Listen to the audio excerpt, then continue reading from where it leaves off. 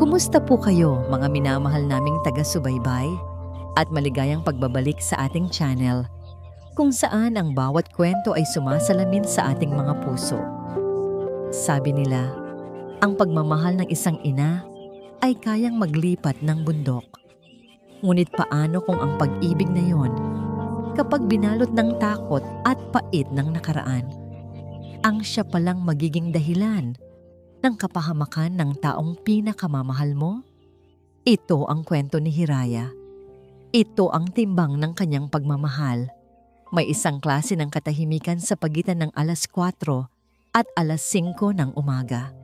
Isang katahimikang mabigat, tila ba pinipigilan pa ng gabi ang kanyang hininga bago ito tuluyang bumitaw sa pagsikat ng araw. Sa ganitong katahimikan laging nagigising si Hiraya Alcantara. Hindi dahil sa alarm ng kanyang telepono, kundi dahil sa bigat na nakadagan sa kanyang dibdib. Isang bigat na hindi niya maipaliwanag, ngunit naroon, laging naroon. Dahan-dahan siyang bumangon mula sa kama, maingat na huwag magising ang asawang si Bayan na mahimbing na natutulog sa kanyang tabi. Ang mga paa niya'y walang ingay na tumuntong sa malamig na sahig habang tinatahak ang daan patungo sa kwarto ng kanilang nag-iisang anak.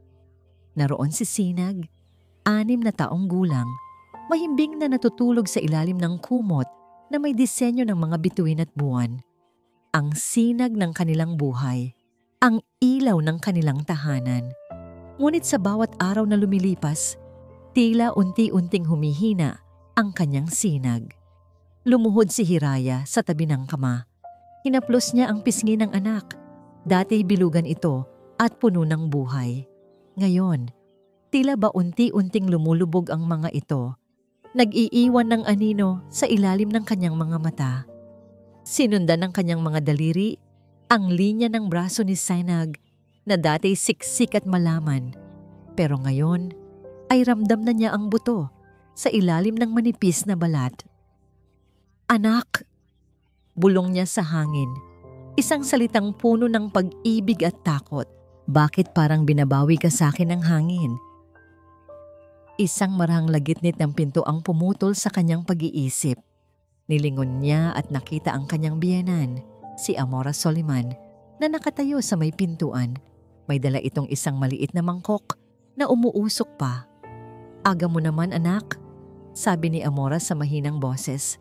Ang ngiti nito ay kasing aliwalas ng umaga. Naisip ko, baka gusto ng alaga ko ng mainit na agahan pagkagising. Tumayo si Hiraya at pilit na ngumiti. "Salamat po, Mama. Pero naghanda na po ako ng gatas at pandesal para sa kanya." "Ito muna." Mahinahong iginiit ni Amora, papalapit sa kama. Espesyal na lugaw ito. Maraming halamang gamot para sa resistensya. Tiningnan ni Hiraya ang laman ng mangkok. Isang maputlang lugaw na may mga berdeng dahon na lumulutang, amoy lupa. Amoy gamot. Gusto niyang tumanggi, ngunit paano niya sasabihin iyon sa biyenan na wala namang ibang ipinapakita, kundi pagmamalasakit. "Sige po, Mama. Salamat po," sabi na lang niya, habang pinapanood ang matanda na maingat na inilapag ang mangkok sa bedside table. Lumipas ang mga oras. Hinanda ni Hiraya ang pinakamasarap na adobo na kaya niyang lutuin para sa baon ni Sinag. Sinigurado niyang siksik sa kanin at may kasama pang hiniwang itlog na maalat. Inilagay niya ito sa paboritong lunchbox ng anak na kulay rosas. "Ubusin mo ito, ha?" bilin niya kay Sinag bago ito ihatid ng lola nito sa eskwela. "Para lumakas ka." "Opo, Mami," masiglang sagot ng bata. Sabay halik sa kanyang pisngi. Nang hapon na yon, habang nililigpit ni Hiraya ang mga gamit ni Sinag, kinuha niya ang bag nito. Gumaan ang kanyang pakiramdam nang maramdamang halos wala ng laman ng lunchbox. Mabuti naman at naubos niya, sabi niya sa sarili. Ngunit para lamang masigurado, binuksan niya ito para hugasan. Natigilan siya. Ang kanin, ang adobong manok, ang itlog na maalat, lahat ay naroon pa. Hindi nagalaw. nanlalagkit na sa paglipas ng oras. Isang malamig na kaba ang gumapang sa kanyang dibdib. Sakto namang pumasok si Sinag sa kusina. "Hi, Mommy. Laro po tayo." Yumuko si Hiraya para magpantay sila ng anak. "Anak, kumusta ang school?" "Okay po. Fun." "Yung baon mo, naubos mo ba?" tanong niya. Sinisikap na panatilihing kalmado ang kanyang boses. "Opo." Mabilis na sagot ni Sinag. "Ang sarap po ng pinakain ni Lola sa akin kanina. Roti po. Tapos may sabaw." "Roti? Sabaw?" Kumunot ang noo ni Hiraya. "Pero anak, ang baon mo adobo. Hindi mo kinain?" Sabi po ni Lola, mas masarap daw po yung dala niya. "Kaya yun na lang po kinain ko." Paliwanag ng bata, inosente sa bigat ng kanyang mga salita. Tumango na lang si Hiraya, pilit nang ngumingiti. "Ah, ganun ba? Sige, magpalit ka na ng damit." Pagkaalis ni Sinag, naiwan si Hiraya na nakatitig sa hindi nagalaw na lunchbox. Kinagabihan, sa kanilang silid, sinubukan niyang kausapin si Bayan. "Bayan," panimula niya. "Napansin ko lang, hindi na naman kinain ni Sinag yung baon niya kanina." Nag-angat ng tingin si Bayan mula sa kanyang laptop. "Baka nagsasawa lang sa luto mo, mahal. Pabago-bago panlasa ng mga bata." "Hindi," ang sabi niya. Pinakain siya ni Mama ng ibang pagkain. Roti daw at sabaw. Sumandal si Bayan at napabuntong hininga. "Oh, ano namang masama doon? Alam mo naman si Mama, maalaga yan." "Pero bakit kailangan niyang ilihim? At napapansin mo ba, Bayan?" Pumapayat si Sinag. Ang boses ni Hiraya ay nagsimulang manginig. "Mahal, nag-o-overthink ka na naman," sabi ni Bayan. Ang tono niya ay nagsisimula nang mairita. "Nanay ko yon. Hinding-hindi niya pababayaan ang sarili niyang apo. Relax ka lang." Tumalikod si Bayan at humiga. Isang malinaw na senyales na tapos na ang usapan. Naiwan si Hiraya na nakatayo sa gitna ng silid, ramdam ang lamig ng pag-iisa. May mali. Mayroong mali. Dahan-dahan siyang lumabas ng kwarto at nagtungo sa kusina. Binuksan niya ang basurahan sa ilalim ng lababo. Sa ibabaw, puro mga balat ng gulay. Ngunit nang halungkatin niya, nakita niya ito. Ang pira-pirasong adobong manok. Ang kanin na malinaw na kinalkal mula sa lunchbox at itinapon. Sa gilid, may supot na may lamang 2 pirasong tuyong pandesal. Napasandal siya sa pader habang ang mga piraso ng katotohanan ay nagsimulang mabuo sa kanyang isipan. Isang palaisipan na ang larawan ay nakakapangilabot. Hindi niya alam kung bakit, ngunit isang bagay ang sigurado. May itinatago si Mama Amora. At sa gabing iyon, isang desisyon ang nabuo sa puso ni Hiraya. Kailangan niyang malaman ang katotohanan, kahit ano pa ang maging kapalit nito. Hindi nakatulog si Hiraya ng gabing iyon. Ang imahe ng itinapong adobo at ng mga tuyong pandesal sa basurahan ay paulit-ulit na naglalaro sa kanyang isipan. Hindi na ito simpleng pag-aalala. Ito ay isang patunay, isang ebidensyang hindi niya maaaring baliwalain. Kinabukasan, sa almusal, sinubukan niyang maging kalmado.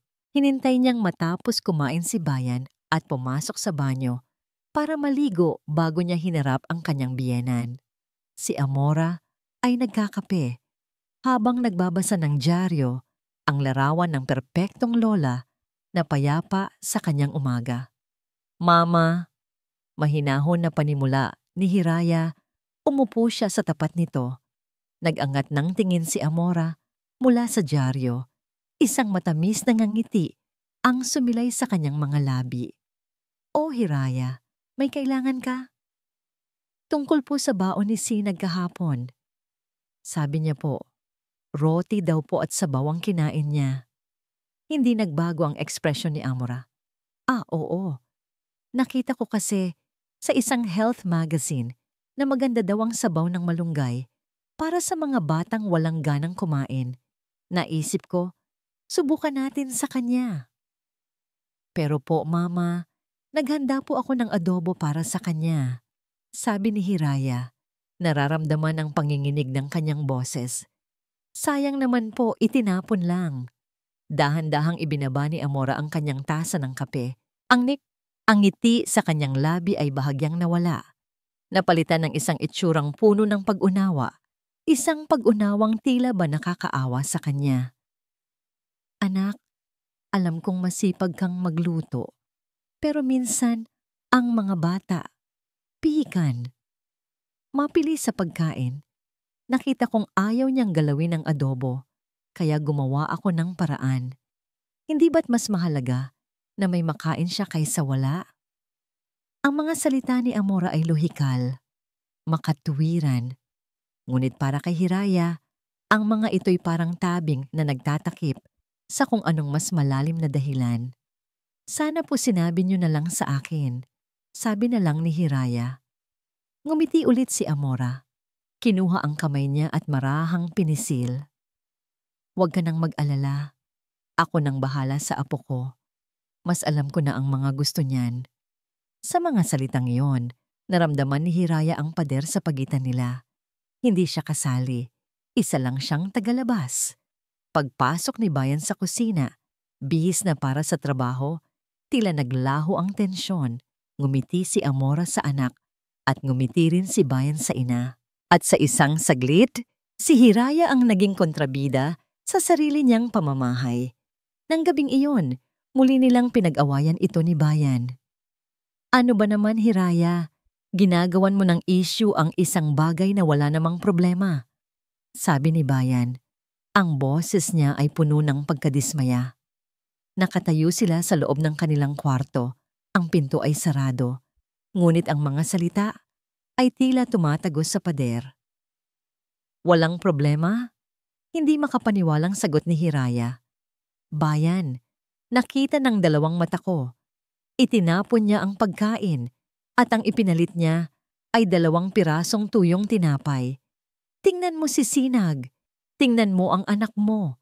Hindi ka ba nag-aalala? Nag-aalala ako. Pero mas nag-aalala ako sa'yo. Baka postpartum depression pa yan na hindi mo namamalayan. Sabi ni Bayan. Isang salitang binitiwan niya nang hindi pinag-iisipan. Ngunit tumama ito kay Hiraya na parang isang sampal. Hindi ako baliw, Bayan.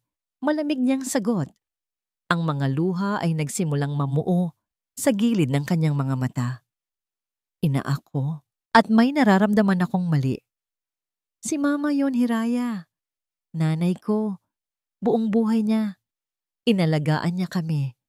Bakit niya gagawa ng masama ang sarili niyang apo? Mag-isip ka nga. Hinawakan ni Bayan ang kanyang briefcase. May tiwala ako kay Mama. Baka yun ang wala ka. Umalis si Bayan para sa kanyang night shift sa ospital.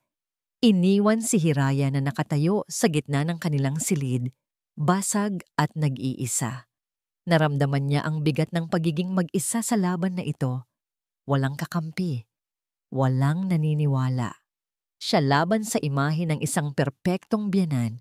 Siya laban sa pagmamahal ng isang anak sa kanyang ina. Umupo siya sa kama, niyakap ang kanyang mga tuhod. Ang pakiramdam ng kawalan ng pag-asa ay tila isang kumot na bumabalot sa kanya. Sinusubok siyang lunurin. Kinuha niya ang kanyang telepono, nagbabakas sakaling may makita siyang kasagutan sa internet. Mga sintomas ng malnutrisyon sa bata. Paano malalaman kung hindi pinapakain ng tama ang anak mo? Bawat artikulo na kanyang binabasa, bawat larawan na kanyang nakikita, ay lalong nagpapatibay sa kanyang takot. Pamumutla, pagkapagod, pagbaba ng timbang. Lahat ay tumutugma kay Sinag. At habang nag-i-scroll siya sa isang online shopping app, isang ad ang lumabas sa kanyang screen. Isang maliit na puting kahon, isang digital alarm clock. At sa ibaba nito, isang maliit na description. Hidden spy camera with Wi-Fi. Watch everything from your phone. Natigilan siya. Ang ideya ay tila isang lason. Nakakatakot, delikado, ngunit sa puntong iyon, ito na lang ang tanging lunas na nakikita niya. Ang paglalagay ng kamera sa sarili niyang pamamahay. Ang pag-espiya sa ina ng kanyang asawa.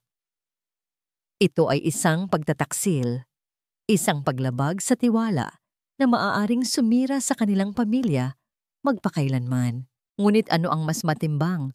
Ang tiwala na matagal ng basag o ang kalusugan ng kanyang anak? Tinitigan niya ang larawan ng kamera. Sa isang iglap, hindi na ito isang simpleng alarm clock. Ito ay naging simbolo ng kanyang desperasyon. Ito ang kanyang magiging mga mata.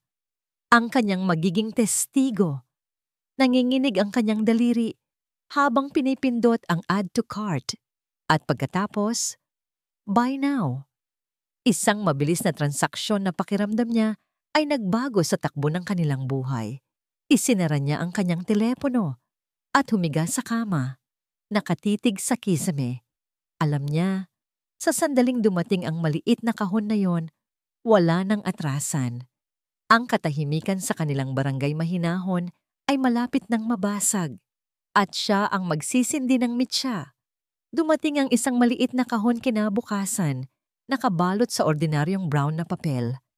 Walang sino man ang mag-aakala na ang laman nito ay isang bagay na maaaring sumira o bumuo sa kanilang pamilya. Kinuha ito ni Hiraya mula sa delivery man na may ngiti sa labi, ngunit ang puso niya ay kumakarera. Itinago niya ang kahon sa ilalim ng mga damit sa kanyang aparador, na parang isang kriminal na nagtatago ng ebidensya. Hinintay niya ang kanyang pagkakataon. At dumating din ito. Hiraya, aalis muna ako. Paalam ni Amora nang hapong iyon. Dadaan lang ako sa simbahan para sa aming weekly prayer meeting. Sige po, Mama. Mag-iingat po kayo. Sagot ni Hiraya. Sinisikap na panatilihing normal ang kanyang boses. Nang marinig niya ang tunog ng humaharurot na sasakyan papalayo, doon pa lang siya kumilos. Mabilis niyang kinuha ang kahon, binuksan ito, at inilabas ang maliit na digital clock. Sa unang tingin, mukha itong ordinaryo. Ngunit sa ilalim nito, naroon ang isang napakaliit na lente. Isang matang walang emosyon na magiging saksi sa lahat. Nanginginig ang mga kamay niya habang isinasaksak ito sa isang outlet sa sulok ng kitchen counter. Inayos niya ang anggulo nito para kitang-kita ang lamesa at ang bahagi ng kusina kung saan sila kumakain. Pagkatapos ay mabilis niyang ikinonekta ito sa Wi-Fi gamit ang kanyang telepono.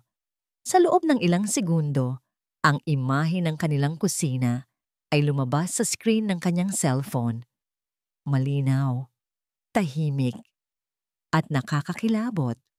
Bumalik siya sa sala at umupo. Nagkunwaring nagbabasa ng libro, ngunit ang kanyang isip ay nasa maliit na orasan sa kusina. Bawat segundo ay parang isang oras. Bawat tunog sa labas ng bahay ay nagpapatindig ng kanyang balahibo. Sa takot na baka bumalik si Amira ng maaga.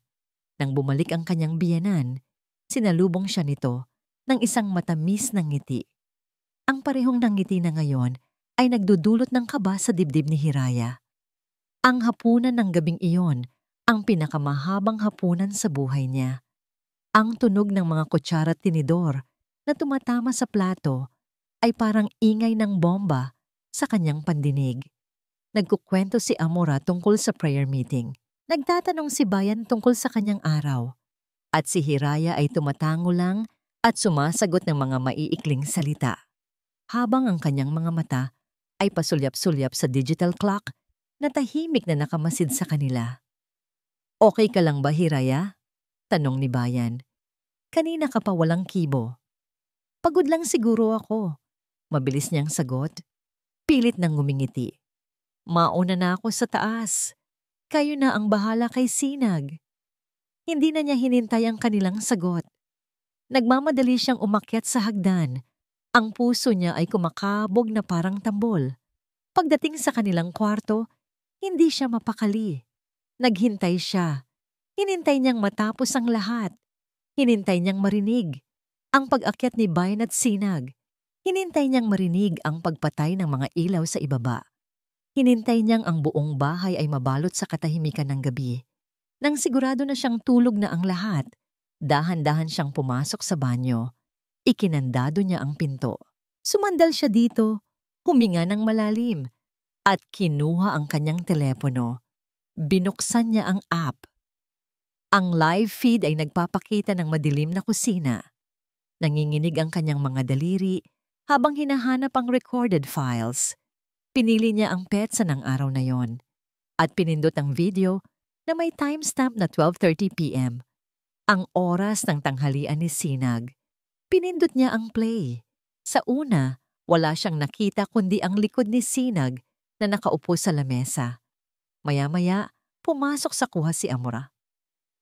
May dala itong lunchbox, ang pink na lunchbox na inihanda niya kaninang umaga. Nakita niya ang ngiti ni Amora habang binubuksan ito at ipinapakita sa kanyang apo. Nakita niya ang pagtango ni Sinag at pagkatapos, nangyari ito. Dahan-dahang tumalikod si Amora mula sa lamesa. Dala ang lunchbox. Naglakad ito papunta sa isang bahagi ng kusina na hindi abot ng kanyang paningin. Ngunit ang audio ay malinaw. Narinig niya ang mahinang kalampag ng pagkain na ibinubuhos. Pagbalik ni Amora sa harap ng kamera, wala na itong dalang lunchbox. Sa halip may hawak na itong isang puting plato. Sa ibabaw nito, nakita ni Hiraya ang 2 piraso ng tinapay at ilang hibla ng gulay na nilaga. Ito ang ibinigay niya kay Sinag. Ito ang ipinalit niya sa masustansyang adobong inihanda niya. Ginawa niya ito nang may ngiti sa labi, na para bang ito ang pinakatamang gawin sa buong mundo. Nabitawan ni Hiraya ang kanyang telepono. Bumagsak ito sa sahig ng banyo na may malakas na kalabog. Napahawak siya sa kanyang bibig. Pinipigilan ang isang sigaw na gustong kumawala. Ang hangin ay tila naubos sa kanyang baga. Ang katotohanang nasa harap niya, itim at puti, ay mas masahol pa sa lahat ng kanyang kinatatakutan. Hindi ito pagkakamali. Hindi ito pag-aalala. Ito ay sinadya. Pinulot ni Hiraya ang telepono mula sa sahig. Ang screen nito ay basag sa isang sulok. Isang perpektong salamin ng kanyang nawasak na puso. Paulit-ulit niyang pinanood ang video. 10 beses, 20 beses, hanggang sa ang bawat galaw ni Amora, bawat pekeng ngiti, ay nakatatak na sa kanyang isipan na parang isang mainit na bakal.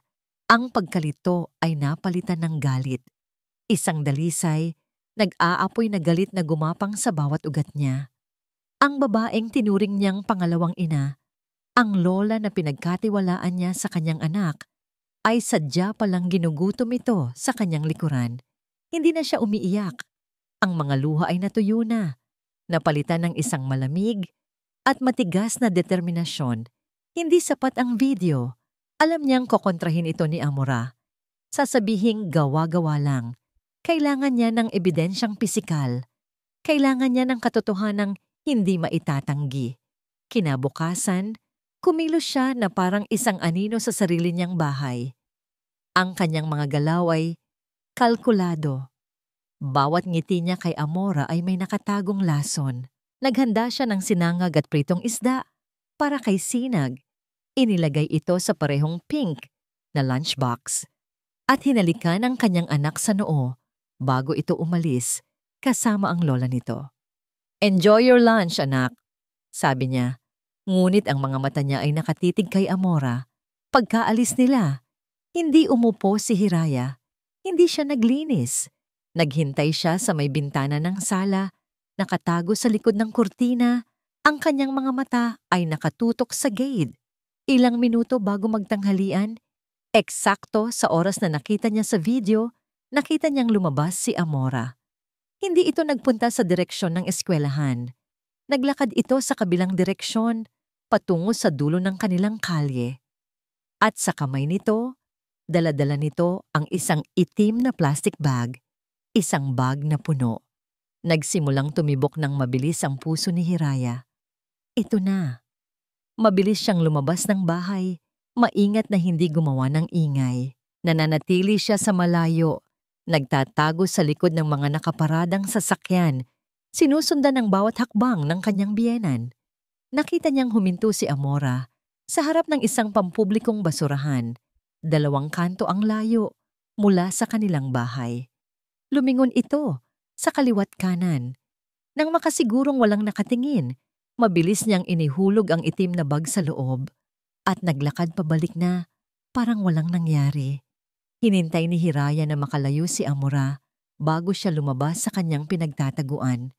Nanginginig ang buong katawan niya habang papalapit siya sa basurahan. Ang amoy ng nabubulok na basura ay tumama sa kanyang ilong, ngunit hindi niya ito ininda.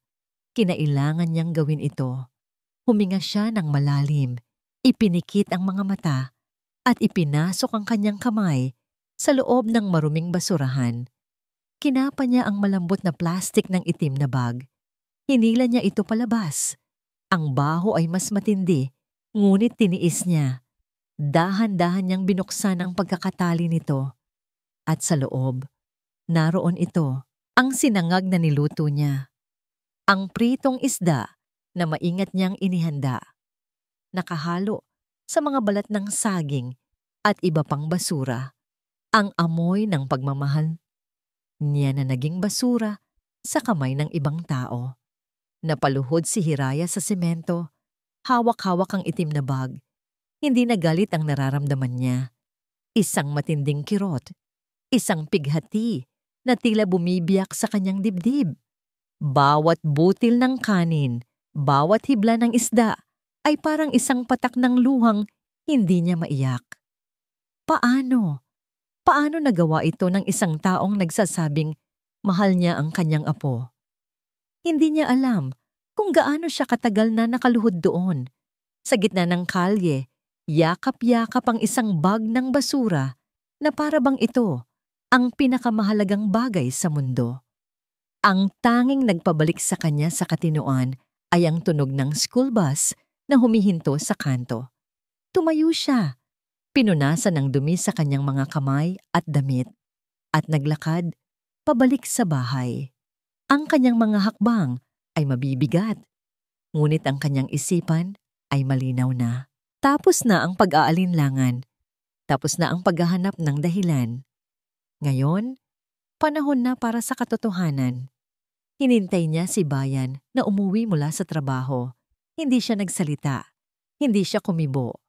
Inilatag lang niya ang lahat sa gitna ng kanilang sala. Sa kaliwa, ang kanyang telepono, paulit-ulit na ipinapalabas ang video ng araw bago iyon. Sa kanan, ang bukas na itim na bag ng basura, ang amoy nito ay sumisingaw sa buong silid. Nang pumasok si Bayan sa pinto, masaya itong bumati. Mahal, I'm ho. Natigilan siya. Ang kanyang mga mata ay lumipat mula sa telepono patungo sa basura at pagkatapos ay sa mukha ni Hiraya, isang mukha na walang emosyon na tila ba isang maskara ng kalungkutan at galit. Hiraya. Nagsimula siyang magsalita. Ang kanyang boses ay puno ng pagkalito. Ano? Anong ibig sabihin nito? Tumingin si Hiraya sa kanya at sa unang pagkakataon, sa buong araw, nagsalita siya. Ang kanyang boses ay hindi nanginginig. Ito ay malamig, matatag, at puno ng sakit. Iyan, sabi niya, itinuturo ang mga ebidensya. Iyan ang pagmamahal ng nanay mo. Sa unang tingin, hindi na proseso ng isip ni Bayan ang kanyang nakikita. Ang utak niya, sanay sa lohika at kaayusan ng ospital, ay hindi maintindihan ang eksena sa harap niya. Isang sirang telepono na nagpapalabas ng video ng kanyang ina at isang bag ng basura na nakakalat sa sahig ng kanilang malinis na sala. Isang kalokohan. Iyon ang unang pumasok sa isip niya. Isang masamang biro. Ngunit nang salubungin niya ang mga mata ni Hiraya, mga matang walang luha, ngunit nalulunod sa sakit, alam niyang hindi ito biro. Panoorin mo, utos ni Hiraya. Ang boses ay kasing lamig ng sahig na kinatatayuan nila. Yumuko si Bayan. Pinulot niya ang telepono, pinanood niya ang video, nakita niya ang mapagmahal na ngiti ng kanyang ina. At pagkatapos, nakita niya ang pagtataksil, ang pagtatapong ng pagkain, ang pagpapalit ng 2 pirasong tinapay. Isang malamig na kuryente ang gumapang sa kanyang gulugod. Bilang isang nurse, alam niya ang panganib ng malnutrisyon. Alam niya ang itsura ng isang batang kulang sa sustansya. At sa isang iglap, lahat ng reklamo ni Hiraya, lahat ng pag-aalala na binaliwala niya, ay bumalik sa kanya na parang isang malakas na suntok sa sikmura. Bayan, tawag ni Hiraya, at sa boses nito, narinig niya ang tanong na hindi nito masabi. Ngayon, naniniwala ka na ba? Hindi siya makasagot. Ang dila niya ay tila naipit. Tawagin mo siya, sabi ni Hiraya. Hindi isang pakiusap, isang utos. Nanginginig ang kanyang kamay habang naglalakad siya patungo sa hagdan. Bawat hakbang ay parang may bigat na 1,000 kilo. Ma, tawag niya. Ang boses niya ay paos. Mama, pwede po kayong bumaba sandali? Narinig niya ang masayang sagot mula sa itaas. Pababa na anak. Pagbaba ni Amora sa sala, ang nangiti nito ay abot sa tenga. Ngunit natigilan ito nang makita ang eksena. Ang nagkalat na basura. Si Hiraya na nakatayo na, parang isang estatwa ng galit. At si Bayan na may hawak na telepono. Anong nangyayari dito? Tanong ni Amora. Ang kanyang boses ay nagpapakita ng pagkagulat. Bakit may basura sa loob ng bahay? Walang nagsalita. Sa halip lumapit si Bayan at iniabot ang telepono sa ina. Ma, ano po ito? Kinuha ni Amora ang telepono. Tiningnan niya ang video. Sa unang ilang segundo, kumunot ang noo niya sa pagkalito. Ngunit habang tumatagal ang video, ang pagkalito ay dahan-dahang napalitan ng isang bagay na hindi inaasahan ni Bayan. Hindi takot, hindi pagsisisi, kundi isang malamig na pader. Dahan-dahang tumigas ang kanyang mukha. Nawala ang lahat ng bakas ng pagiging isang maamong lola. Isang maikling, mapait na tawa ang kumawala sa kanyang mga labi. Ano ito? Isang palabas? Ibinato niya ang telepono sa sofa. Tumingin siya kay Hiraya na may pagkasuklam sa kanyang mga mata. Napakahusay mong artista, Hiraya. Magkano ang ibinayad mo para may mag-edit ng ganitong video? Mama, tama na. Mahinang sabi ni Bayan, hindi makapaniwala sa naririnig. Kitang-kita sa video. Walang kitang-kita. Sigaw ni Amora. Ang boses niya ay biglang tumaas at naging matinis. Madali lang gumawa ng ganitong paninira ngayon. Ang tanong ay, bakit? Bakit mo ito ginagawa, Hiraya? Dahil ba sa selos? Dahil ba mas malapit sa akin ang apo ko kaysa sayo? Selos? Halos pabulong na sagot ni Hiraya, ngunit ang bawat salita ay puno ng lason. Nanginginig ang kanyang kamay habang itinuturo ang itim na bag sa sahig. Pati ba yan? Edited din. Pati ba yang basura na personal kong kinuha sa basurahan kung saan mo itinapon? Gawa-gawa ko lang din? Tumingin si Amora sa basura at sa isang iglap, nakita ni Bayan ang bahagyang pag-atras sa mga mata nito. Ngunit mabilis itong nawala. Sa halip na sumagot, humarap ito kay Bayan. Bigla, ang matapang na babae ay naglaho at napalitan ng isang kaawa-awang ina. Ang mga mata niya ay nagsimulang mamasa. Bayan anak, umiiyak niyang sabi. Nakikita mo ba ang ginagawa niya? Sinisira niya ang pamilya natin. Mula nang dumating siya, wala siyang ibang ginawa kundi magtanim ng pagdududa sa pagitan nating mag-ina. Hindi totoo yan. Sabat ni Hiraya. Ang gusto ko lang malaman ay kung bakit mo ginugutom ang anak ko. Hindi ko siya ginugutom. Sigaw pabalik ni Amora. Iniingatan ko siya. Mula sa mga pagkaing hindi maganda para sa kanya. Mula sa isang inang pabaya. Ang salitang pabaya ay tumama kay Hiraya na parang kidlat. Napaurong siya, na para bang sinampal. Doon na nakita ni Amora ang kanyang pagkakataon. Lumapit siya kay Bayan. Hinawakan ng braso nito. Ang kanyang mga luha ay tuluyan ng bumuhos. Ang kanyang katawan ay nanginginig. Ang larawan ng isang ina na sinasaktan. Tumingin siya sa mga mata ng kanyang anak, ang kanyang sandata. Anak? Hikbi niya. Ang boses niya ay basag na.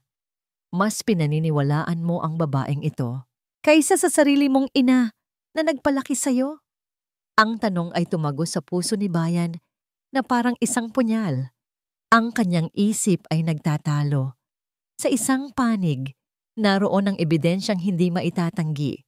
Sa kabilang panig, naroon ang ina na minahal niya buong buhay niya. Umiiyak at humihingi ng tulong.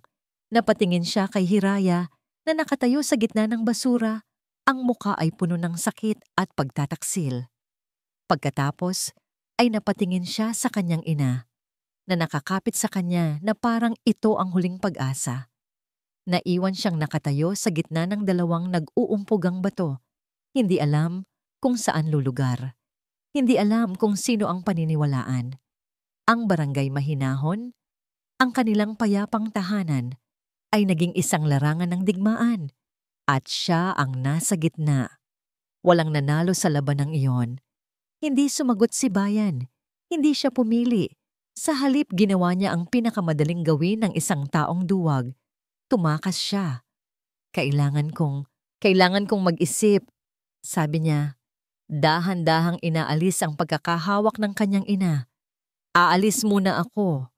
Kinuha niya ang susi ng kotse at lumabas ng pinto. Iniwan ang dalawang babae sa gitna ng nagkawatak-watak na sala na may kasamang katahimikang mas masakit pa kaysa sa anumang sigaw. Pagkaalis ni Bayan, tiningnan ni Amora si Hiraya.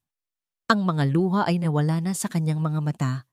Napalitan ito ng isang malamig na tagumpay. Pagkatapos ay tumalikod ito at tahimik na umakyat sa hagdan na para bang isang reyna na nanalo sa isang laban.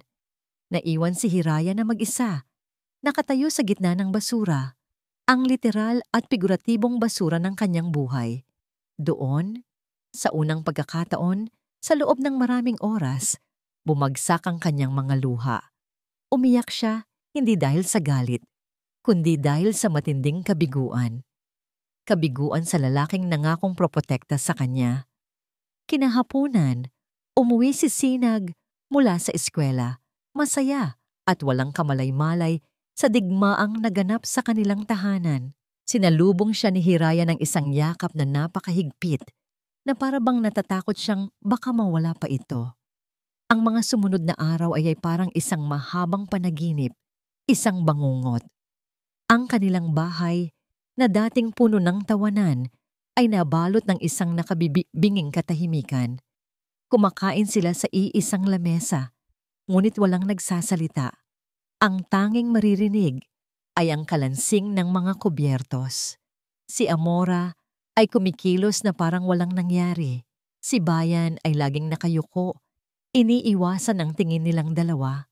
At si Hiraya, para siyang isang multo, gumagalaw ngunit walang buhay. Naglagay sila ng mga pader na hindi nakikita sa pagitan nila. Ang pinakamasakit na pader ay ang namagitan sa kanya at kay Bayan. Sa gabi, natutulog sila sa iisang kama, ngunit may 1,000 milyang distansya sa pagitan nila. Hindi na sila nag-uusap, hindi na sila nagtitinginan. Ang lalaking pinakasalan niya, ang kakampi niya sa buhay, ay naging isang estranghero. Sinubukan ni Bayan na kausapin ang kanyang ina. Isang gabi, narinig ni Hiraya ang mahinang katok ni Bayan sa pinto ng kwarto ni Amora. Ma, mag-usap tayo please. Pakiusap ni Bayan. Ang narinig lang ni Hiraya bilang tugon ay isang mahinang hikbi mula sa loob. Wala na tayong dapat pag-usapan, anak. Sinaktan mo ako. At iyon na. Hindi na muling sinubukan ni Bayan. Ang dating pagmamahal ay napalitan ng sama ng loob.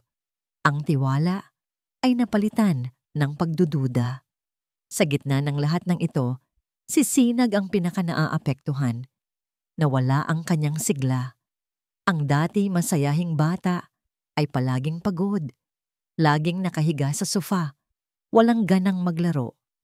Ang kanyang pagpayat ay naging mas kapansin-pansin. Ang bilog niyang mga pisngi ay tuluyan ng nawala. "Mami, pagod po ako." Madalas niyang sabihin, ang boses niya ay mahina at walang enerhiya. Bawat salitang yon ay parang isang karayom na tumutusok sa puso ni Hiraya. Bigo siya. Bigo siyang protektahan ng kanyang anak. Isang gabi, habang naghahaponan sila sa karaniwang katahimikan, si Sinag, na kanina pa walang ganang tumutusok-tusok sa kanyang pagkain, ay biglang napahawak sa kanyang ulo. "Mami, nahihilo po ako," sabi niya. Ang mga mata niya ay pikit dilat. Agad na napatayo si Hiraya. "Anak, anong nararamdaman mo?" Ang lahat po umiikot. Bago pa man makalapit si Hiraya, isang mahinang ungol ang kumawala sa bibig ni Sinag. Ang kanyang mga mata ay pumuti at ang kanyang maliit na katawan ay bumagsak. Mula sa upuan, lumikha ng isang malakas na kalabog sa sahig. "Sinag!" Ang sigaw ni Hiraya ay pumuno sa buong kabahayan. Sinira ang katahimikan at binali ang lahat ng pader na kanilang itinayo. Napatakbo si Bayan. Maging si Amora ay napatayo.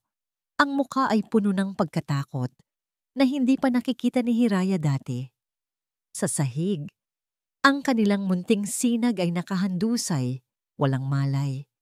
Ang mga sumunod na sandali ay isang malabong pagkakasunod-sunod ng mga pangyayari na tila isang masamang panaginip. Ang nakakabinging tunog ng sirena, ang mabilis na pagtakbo ng mga paramedic papasok sa kanilang bahay, ang maliit at walang buhay na katawan ni Sinag na isinasakay sa stretcher. Walang salitang namutawi sa pagitan nilang tatlo. Ang galit, sama ng loob, at pagdududa ay pansamantalang natabunan ng isang mas malakas na emosyon, takot, isang dalisay at paralisadong takot. Sa loob ng ambulansya, hawak ni Hiraya ang maliit na kamay ni Sinag, na ngayon ay napakalamig. Si Bayan ay nakaupo sa tapat niya, ang muka ay nakasubsob sa kanyang mga palad. Sa tabi niya, si Amora, nakatitig lamang sa apo. Ang muka ay putlang-putla na parang papel, walang mababakas na anumang emosyon. Tila ba isa siyang estatwang gawa sa yelo. Pagdating sa ospital, ang lahat ay kumilos ng napakabilis. Ang mga salitang pediatric ICU, low blood pressure, dehydration ay lumilipad sa hangin. Ngunit para kay Hiraya, ang mga ito'y ingay lamang na walang kahulugan. Ang tanging malinaw sa kanya ay ang imahe ng kanyang anak na tinutulak papalayo sa kanya, papasok sa isang pinto na hindi niya maaaring pasukin. Naiwan silang tatlo sa malamig at tahimik na waiting area. Ang tanging tunog ay ang mahinang pag-iyak ni Hiraya at ang pagtik ng orasan sa pader. Bawat segundo ay parang isang martilyo na pumupukpok sa kanyang dibdib. Dito, sa sterile na kaputian ng ospital, naramdaman ni Hiraya na narating na niya ang pinakamababang punto ng kanyang buhay. Nabigo siya. Ang lahat ng kanyang ginawa, ang pag-aalala, ang paglalagay ng kamera, ang pakikipag-away, ay nauwi lang sa wala. Ang katotohanang alam niya ay hindi nakapagligtas sa kanyang anak. "Kasalanan ko to," bulong ni Bayan. Ang boses niya ay basag. "Dapat nakinig ako sa'yo. Dapat pinaniwalaan kita." Tumingin si Hiraya sa kanya. Walang galit. Walang panunumbat. Tanging isang napakalalim na pagod. Wala nang dapat sisihin, bayan. Ang mahalaga, gumaling si Sinag. Sa isang sulok, si Amora ay nanatiling hindi gumagalaw, hindi nagsasalita. Nakayuko ito. Ang kanyang mga kamay ay magkadikit na para bang nagdarasal, ngunit ang kanyang mga mata ay nakatitig sa sahig, sa isang puntong walang nakakaalam. Tila ba wala siya doon? Tila ba ang kanyang isip ay nasa ibang lugar, sa ibang panahon? Lumipas ang isang oras na parang isang taon. Sa wakas, isang doktor ang lumabas mula sa mga pinto ng ICU. Isang babaeng doktor na may malungkot, ngunit propesyonal na mga mata. Agad silang napatayo. Pamilya po ba kayo ni Sinag Soliman? Kami po. Halos sabay na sagot ni Hiraya at Bayan. Huminga ng malalim ang doktora. Stable na po ang anak ninyo sa ngayon. Naka-IV fluids na siya para ma-address ang dehydration. Ngunit, nagkaroon ng isang maikling paghinto. Isang paghintong naglalaman ng bigat ng masamang balita. Kailangan po naming isailalim si Sinag sa maraming pagsusuri. Pagpapatuloy ng doktora, ang kanyang mga mata ay maingat na nakatingin sa kanila. May nakita po kaming irregularidad sa kanyang blood sugar levels na lubhang nakakabahala. Blood sugar levels. Ang mga salitang iyon ay tumama sa hangin. Para kay Hiraya at Bayan, ito ay isa lamang medikal na termino. Isang bagong palaisipan na kailangang lutasin. Ngunit para kay Amora, ang mga salitang iyon ay parang isang putok ng baril. Dahan-dahan siyang nag-angat ng tingin mula sa sahig. Ang kanyang mukha, na kanina'y walang emosyon, ay biglang nagkaroon ng buhay. Isang buhay na puno ng lagim. Ang kanyang mga mata ay nanlaki sa takot at ang kanyang bibig ay bahagyang bumuka na para bang may gusto siyang sabihin ngunit walang boses na lumalabas. Napansin ito ni Hiraya. Napansin niya ang biglaang pagbabago. Ang reaksyong hindi para sa isang simpleng lola na nag-aalala, kundi reaksyon ng isang taong nakarinig sa isang multo mula sa nakaraan. Ang tunog ng sirena ay wala na. Ngunit para kay Amora, tila ba may isang sirena na muling umalingaw-ngaw sa loob ng kanyang isipan. Isang sirena na matagal na niyang ibinaon, ngunit ngayon ay muling tumutunog, nagbabadya ng isang pamilyar na panganib. Blood sugar levels. Ang mga salitang yon ay umalingaw-ngaw sa isip ni Bayan habang nakaupo sila pabalik sa waiting area. Tumingin siya sa kanyang ina. Ang takot sa mukha ni Amora ay hindi na maikakaila. Isang takot na tila mas malalim pa kaysa sa simpleng pag-aalala para kay Sinag. Isang takot na personal. Bigla, isang alaala mula sa kanyang pagkabata ang sumulpot sa kanyang isipan. Siya ay mga 8 taong gulang noon. Pasko! Ninakaw niya ang isang buong lata ng leche flan mula sa ref at kinain ito ng mag-isa sa ilalim ng kanilang hagdan.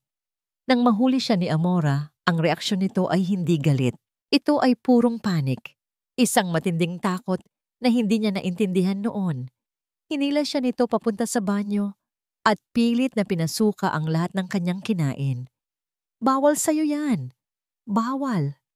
Sigaw nito noon, nanginginig at umiiyak. Noon, akala niya ay dahil lang sa ayaw nitong masira ang kanyang nangipin. Ngayon ay hindi na siya sigurado. Hiraya, bulong niya sa asawa. May kailangan tayong balikan sa bahay. Tumingin si Hiraya sa kanya, naguguluhan. Pero paano si Sinag? Sandali lang tayo. Meron akong kailangang makita.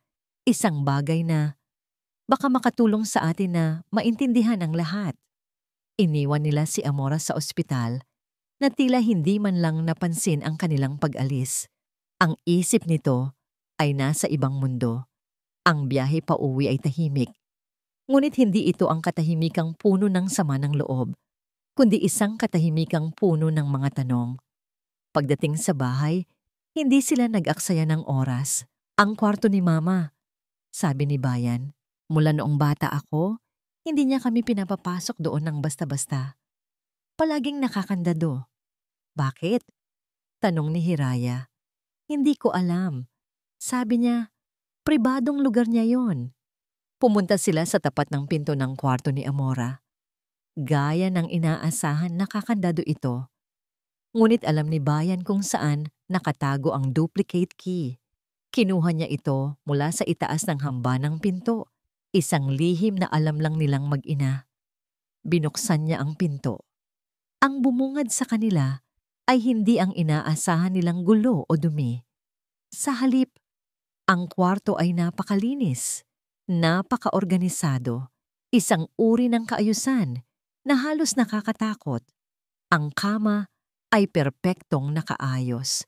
Ang mga damit sa bukas na aparador ay nakatupi ayon sa kulay.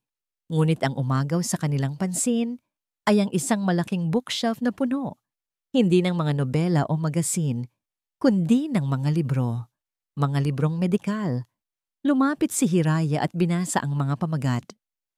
Understanding Type 1 Diabetes, The Insulin Handbook, Complications of Hyperglycemia. Nagkatinginan sila ni Bayan. Ang pagkalito ay malinaw sa kanilang mga mukha. Bakit may ganitong mga libro ang kanyang ina? At sa ibabang shelf, nakita nila ito. Isang hilera ng mga luma at makakapal na notebook. Mga 20 o 30 piraso. Ang iba ay kupas na ang kulay. Ang iba naman ay mukhang bago pa. Kumuha si Bayan ng isang notebook mula sa pinakadulo, isa sa mga pinakaluma. Maalikabok ito. Dahan-dahan niya itong binuksan. Ang mga pahina ay puno ng sulat kamay. Isang sulat kamay na pamilyar sa kanya. Ang sulat kamay ng kanyang ina noong ito'y bata pa. May mga listahan ng pagkain na may katabing numero. May mga chart ng mga oras at petsa. At may isang pangalan na paulit-ulit na nakasulat. Luntian. Sino si Luntian? Tanong ni Hiraya. Ang boses niya ay halos pabulong. Umiling si Bayan. Hindi ko alam. Wala akong kapatid na Luntian. Nagpatuloy sila sa pagbabasa. Ang notebook ay isang detalyadong talaarawan ng blood sugar readings, ng insulin dosages, ng bawat pagkain na kinakain ng isang taong nagngangalang Luntian. Isang talaarawan ng isang ina na nag-aalaga sa isang anak na may malubhang sakit. Kumuha si Hiraya ng isa sa mga pinakabagong notebook. Binuksan niya ito. Ang sulat kamay ay pareho, ngunit ngayon ay medyo nanginginig na at ang pangalan sa itaas ng pahina ay hindi na Luntian. Ito ay sinag. May mga petsa, mga oras at mga obserbasyon. Uminom ng maraming tubig. Palaging gutom. Mabilis mapagod. Ito ang lahat ng sintomas na sinasabi ni Hiraya kay Bayan. Lahat ay nakasulat. Lahat ay naobserbahan. Hindi ito ang talaarawan ng isang kontrabida. Ito ang talaarawan ng isang mananaliksik. Isang siyentista na desperado. Sa huling pahina ng notebook, may isang entry na isinulat kamakailan lang. Ang tinta ay sariwa pa. Nanginginig ang kamay ni Hiraya habang binabasa ito ng malakas. Pareho sila ng mga sintomas. Hindi ko hahayaang mangyari ulit ito. Sa ilalim ng mga salitang yon, may isang litratong nakadikit. Isang lumang litrato. Isang batang lalaki, mga 10 taong gulang, na may matamis ng ngiti. Kamukhang-kamukha niya si Bayan noong bata pa ito. Doon na unawaan ni Bayan ang lahat. May kuya ako, sabi niya. Ang boses niya ay basag sa pagkamangha at kalungkutan. Nagkaroon ako ng kuya. Isang kuya na hindi niya nakilala. Isang kuya na ang kwento ay itinago sa loob ng mga notebook na ito. Sa loob ng nakakandadong silid na ito. Sa loob ng isang pusong nasugatan.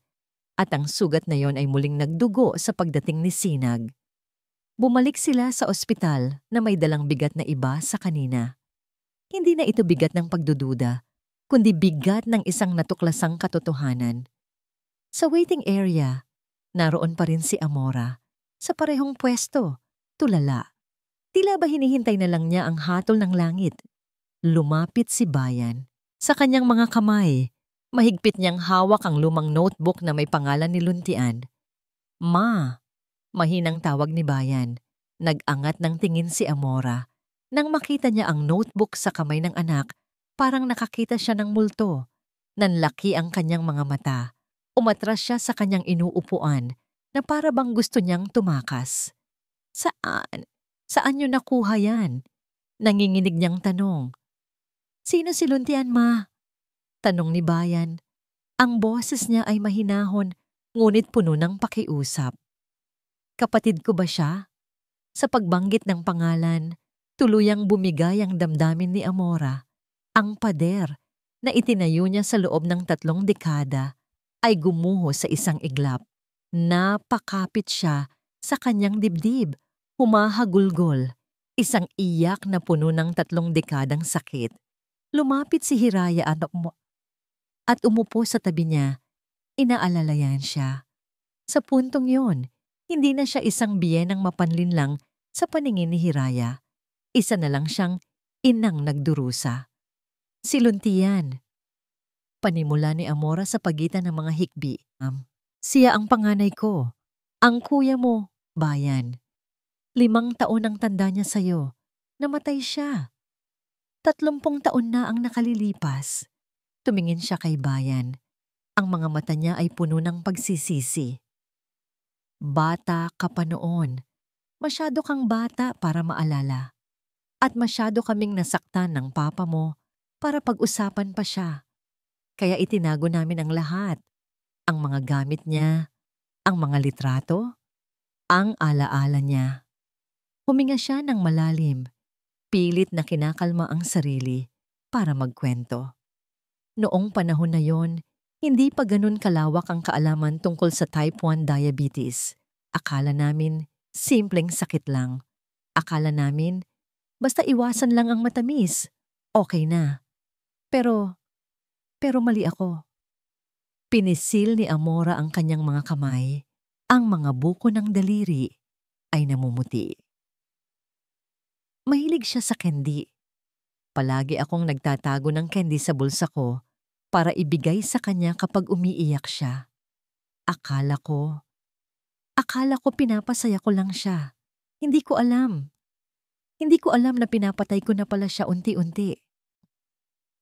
Isang katahimikan ang bumalot sa kanila, basag lamang ng mahihinang hikbi ni Amora. Isang araw, nag-collapse na lang siya. Kagaya ni Sinag kanina. Dinala namin siya sa ospital, pero huli na ang lahat. Ang komplikasyon, ang pagtaas ng asukal sa dugo niya. Kinain na ang katawan niya. Tumingin siya kay Hiraya. Ang mga mata niya ay nagmamakaawa ng pangunawa. Nang mamatay si Luntian, sinisi ko ang sarili ko. Sinisi ko ang bawat candy na ibinigay ko. Nangako ako sa libingan niya na hinding-hindi na mauulit yon. Kaya nagbasa ako, nag-aral ako. Kahit wala na siya, inaral ko ang lahat tungkol sa sakit na pumatay sa kanya. Para kung sakaling mangyari ulit, handa na ako. Itinaas ni Hiraya ang isa pang notebook, ang notebook para kay Sinag. Kaya niyo po ba ginawa ito? Kaya niyo pinalitan ang pagkain niya? Tumango si Amora. Tumutulo pa rin ang mga luha. Nakita ko kay Sinag ang mga sintomas, ang mabilis na pagkapagod, ang palaging pagkauhaw. Natakot ako, Hiraya. Sobra akong natakot. Akala ko nauulit na naman ang bangungot. Pero bakit hindi niyo sinabi sa amin, Mama? Tanong ni Hiraya. Ang tinig ay malambot na. Dahil ayokong matakot kayo. At natatakot din akong husgahan niyo ako. Natatakot akong sabihin niyo na praning lang ako. Kaya sinubukan kong lutasin mag-isa. Akala ko, kung kokontrolin ko ang kinakain niya, kung ibibigay ko sa kanya ang dieta na dapat ibinigay ko kay Luntian noon, maililigtas ko siya. Yumuko si Amora, tinakpan ang kanyang mukha ng mga palad. Patawarin niyo ako. Sinusubukan ko lang siyang iligtas sa paraang alam ko. Natakot ako. na baka mawala na naman sa akin ang apo ko, kagaya ng pagkawala ng anak ko.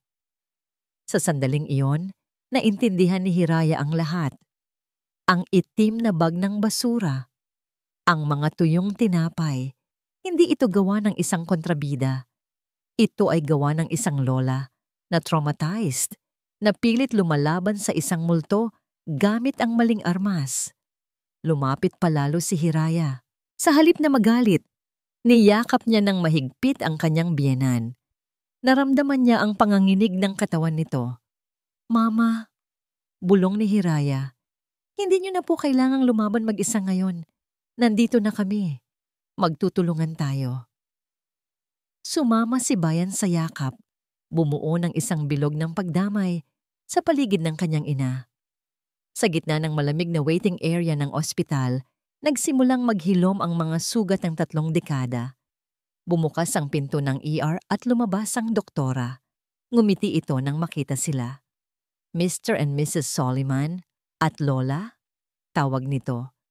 "Gising na po si Sinag. Hinahanap kayo." Nagkatinginan silang tatlo. May bagong pag-asa sa kanilang mga mata. Sabay-sabay silang tumayo. Hindi bilang magkakaaway, kundi bilang isang pamilyang handang harapin ang hamon.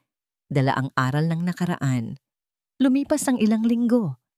Ang barangay Mahinahon ay bumalik sa pagiging tahimik, ngunit hindi na ito ang katahimikang puno ng tensyon. Ito ay isang bagong uri ng kapayapaan. Isang kapayapaang pinanday mula sa sakit at pag-unawa. Ang diagnosis ay opisyal. Si Sinag ay may type 1 diabetes. Isang balitang mahirap tanggapin, ngunit hindi na nila ito hinarap nang may takot. Hinarap nila ito bilang isang pamilya. Ang kusina, na dating larangan ng isang lihim na digmaan, ay naging sentro ng kanilang bagong buhay. Dito, ang dating magkaribal na si Hiraya at Amora ay naging magkakampi. Ayon sa luma kong libro, mas maganda kung brown rice ang gagamitin natin. Mungkahi ni Amora, habang hawak ang isa sa kanyang mga notebook na ngayon ay bukas na para sa lahat. "Sige po, Mama." At nag-research din po ako. Kailangan nating bilangin ang carbohydrates sa bawat pagkain niya. Sagot ni Hiraya, habang maingat na tinitimbang ang isang piraso ng manok sa isang digital scale. Si Bayan naman, ang naging tagapamagitan at taga-suporta. Siya ang nag-aaral ng mga bagong teknolohiya tulad ng continuous glucose monitors para gawing mas madali ang buhay para kay Sinag. Siya ang nagpapatawa sa kanila kapag ramdam na nila ang pagod. Ang pinakamalaking pagbabago ay nakita kay Amora. Ang babaeng dating biktima ng kanyang nakaraan ay naging kanilang pinakamalakas na sandata. Ang 3 dekada ng pananaliksik na ginawa niya sa dilim na dulot ng pagsisisi ay naging ilaw na gumagabay sa kanila. Isang hapon, nakaupo sila sa sala. Oras na para sa insulin shot ni Sinag bago kumain. Dati, ito ang pinakakinatatakutan ni Hiraya. Ngunit ngayon, hindi na siya nag-iisa. "Ganito lang yan, Apo," malamig na sabi ni Amora kay Sinag, habang hawak ang isang maliit na hiringgilya. "Isipin mo lang nakagat ito ng isang maliit na langgam para bigyan ka ng superpowers." Ngumiti si Sinag. "Superpowers po, Lola." "Oo, Apo. Superpowers para makakain ka ng masarap at makapaglaro ka ng malakas." Hinawakan ni Amora ang kamay ni Hiraya at ipinatong ito sa hiringgilya. "Ikaw na, Hiraya. Kaya mo yan." Tumingin si Hiraya sa mga mata ng kanyang biyenan. Nakita niya rito ang tiwala, ang pagpapatawad, at ang pagmamahal na walang halong takot. Huminga siya ng malalim at, sa unang pagkakataon, nagawa niya ito nang hindi nanginginig ang kamay. Habang naghahapunan sila, ang lamesa ay puno na ulit ng tawanan. Ang mga pader sa pagitan nila ay tuluyan ng gumuho. Pinag-uusapan nila ang tungkol kay Luntian, hindi na bilang isang masakit na sikreto, kundi bilang isang anghel na, sa kanyang pagkawala, ay nagturo sa kanila ng isang napakahalagang aral. Pagkatapos ng hapunan, habang nagliligpit sila, magkatabi si Hiraya at Amora sa lababo. "Salamat po, Mama," bulong ni Hiraya. "Para saan?" tanong ni Amora. "Sa lahat. Sa pag-aalaga kay Sinag, kahit na sa maling paraan man noong una." Ngumiti si Amora, isang ngangiting totoo at walang bigat. "Ako ang dapat magpasalamat, anak. Pinalaya niyo ako sa kulungan na ako mismo ang gumawa." Sa labas, sa kanilang hardin, naglalaro si Sinag kasama si Bayan. Ang kanyang tawa ay kasing liwanag ng dati. Oo, may sakit siya. Oo, ang buhay nila ay nagbago magpakailanman. Ngunit hindi ito isang katapusan. Nakatayo si Hiraya at Amora sa may bintana, magkatabi. Pinapanood ang mag-ama, ang nakaraan at ang kasalukuyan, magkasama, nakatingin sa kinabukasan. "Hindi ito ang katapusan," bulong ni Hiraya sa kanyang biyenan, na parang binabasa ang kanyang isip. Sumagot si Amora. Ang mga mata ay nakatuon sa kanyang apo na tumatakbo sa damuhan, isang buhay na sinag ng pag-asa.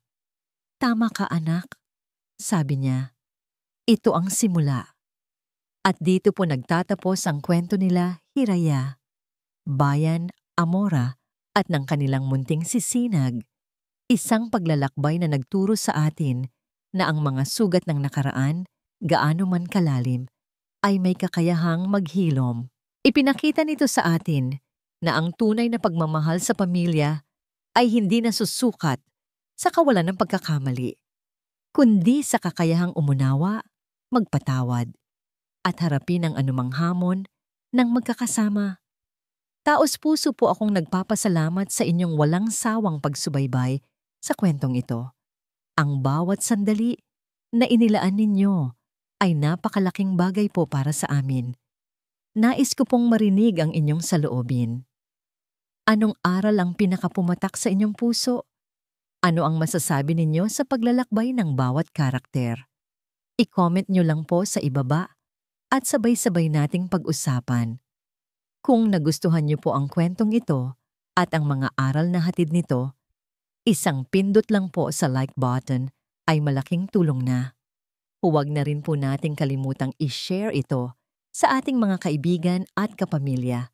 At kung bago po kayo sa ating channel, mangyaring mag-subscribe at i-click ang notification bell para lagi po kayong updated sa mga susunod pa nating kwento.